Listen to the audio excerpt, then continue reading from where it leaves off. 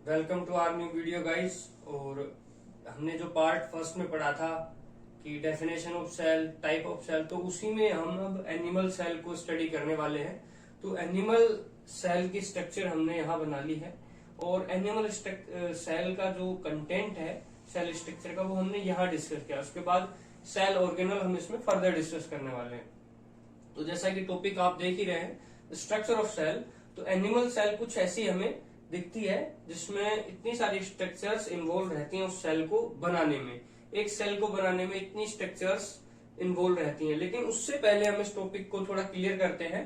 वो हम बात करते हैं content of cell structure. Structure किसी सेल का जब परफॉर्म हो रहा है या किसी सेल का स्ट्रक्चर जब बन रहा है तो किन किन चीजों की बिहाफ और हेल्प के थ्रू वो सेल एक बन के तैयार होगी। तो उसमें सबसे पहले एक सेल बनेगी, उसमें एक सेल वॉल, सेल मेम्ब्रेन और साइटोप्लाज्म, ये तीन चीजें बहुत बेसिक कंटेंट हैं स्ट्रक्चर के जो किसी भी सेल में कंपोनेंटली पाए जाते हैं। तो सेल वॉल की हम बात करें तो आउटर लेयर होती है ये किसी भी सेल की। सेल वॉल जो है ये आउटर लेयर होती है, आउटर लेयर ऑफ सेल होती है सेल वॉल, और हिंदी में इसे कहते हैं कोशिका झिल्ली। तो ये वो है। सेल मेम्ब्रेन जो है द सेकंड मोस्ट लेयर, ये फर्स्ट लेयर होती है किसी भी सेल की, और जो सेल मेम्ब्रेन है ये सेकंड लेयर होती है किसी भी सेल की। अब तीसरी हम बात करते हैं cytoplasm, that are the liquid present in cell.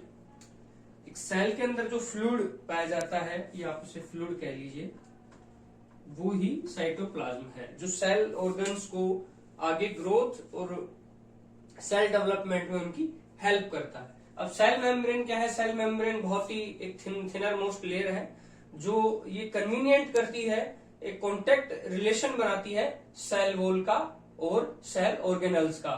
तो हम जैसा स्ट्रक्चर एक बार रूल आउट कर लेते हैं, उसके बाद हम फर्दर ऑर्गेनल्स पे बात करेंगे। तो सबसे जो है बाहर वाली ये जो लेयर है, ये जो लेयर है, ये यहाँ जो लेयर है ये है सेल वॉल। जैसा कि हम यहाँ पे देख रहे हैं ये लेयर है सेल वॉल। इसके बाद दूसरी जब हम सेकंड मोस्ट लेयर पे जाते हैं तो ये जो लेयर है यहाँ, ये जो लेयर ये है cell membrane, second most layer. उसके बाद हम जब तीसरे सेल ऑर्गेनल कंटेंट पे जा रहे हैं तो वो है साइटोप्लाज्म। जो ये पूरा इसमें व्हाइट व्हाइट जो शो हुआ है बोर्ड पर, ये सभी साइटोप्लाज्म है, वही लिक्विड इनमें भरा हुआ है जो एक सेल को। तो अब हम जैसा कि पढ़ रहे थे कि सेल ऑर्गेनल्स के बारे में हमें पढ़ना है। सेल की जो कंपोजिशन, मोलिकुलर स्ट्रक्चर थी वो हम पढ़ चुके हैं, जिसमें सेल मेम्ब्रेन, सेल वॉल और साइटोप्लाज्म था। अब हम पढ़ने वाले हैं सेल ऑर्गेनल्स। सेल ऑर्गेनल्स का मतलब है कि वो स्ट्रक्चर्स जो सेल वॉल और सेल मेम्ब्रेन के अंदर हो और साइटोप्लाज्म के अंदर सरवाइव करती हूँ, यानी कि इस लिक्विड, जो ये लिक्विड है इसमें सरवाइव कर रही हो, वो स्ट्रक्चर होती हैं सेल ऑर्गेनल्स। अब जैसे सेल ऑर्गेनल्स में हम सबसे पहले पढ़ना चाहेंगे माइटोकॉन्ड्रिया के बारे में। ये माइटोकॉन्ड्रिया है, माइटोकॉन्ड्रिया।